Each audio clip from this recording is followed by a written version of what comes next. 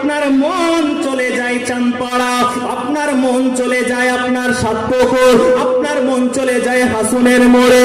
যুবক, যেদিনকে মনটাকে চার্জ করবে, যেদিনকে মনকে চার্জ করার পরে, দেহটাকে চার্জ করার পরে, মন আর দেহকে একত্রিত করে আল্লাহু আকবার বলে নামাজ পড়বে, আল্লাহু আকবার বলে রুকু করবে।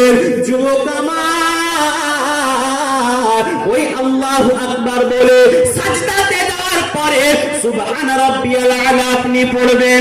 আমি বলার কথা হলো, আমার বলার কথা হলো, আমি এটাই বলতে চাই, যখনই ওই আপনার দুটো জিনিস একত্রিত হয়ে যাবে, যুবক আমার, একত্রিত হয়ে যাওয়ার পরে মহান স্রষ্টার প্রশংসা আপনি করবেন।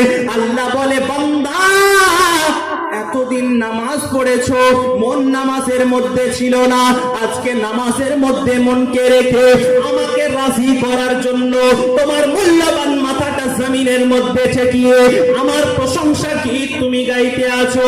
আমি তোমার সাজদাকে কবুল করে নিলাম। আর জীবনে যত একে ছিল সাজদা, সমস্তটাই ওই একটা সাজদার বদৌলতে সব সাজদা আল্লাহর দরবারে কবুল হবে।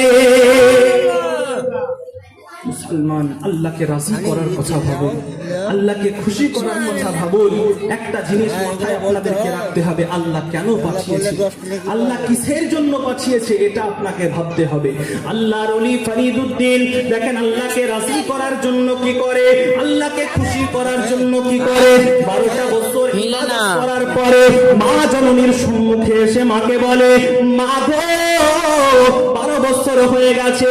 মা চুল ধরে কান্দায়, আরে মা ব্যথা পায়, ব্যথা পায়। মা বলে, বেটা গো, এতটা টান দেওয়ার পরে এরকম ব্যথা যদি তোমার লাগে, তাহলে তুমি কত সৃষ্টিকে আঘাত দিয়েছো, কত সৃষ্টিকে কষ্ট দিয়েছো, তাহলে স্রষ্টা কি করে রাজি হবে?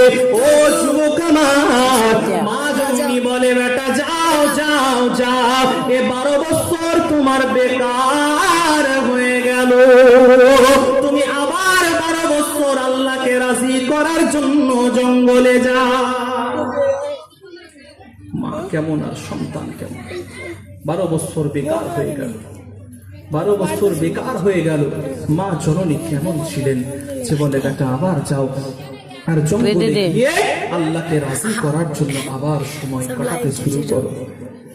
আল্লাহর ওলি হযরতে ফরিদউদ্দিন গঞ্জে সরকার ওই জায়গাতে মা জননীকে বলে বাড়ি থেকে বার হয়ে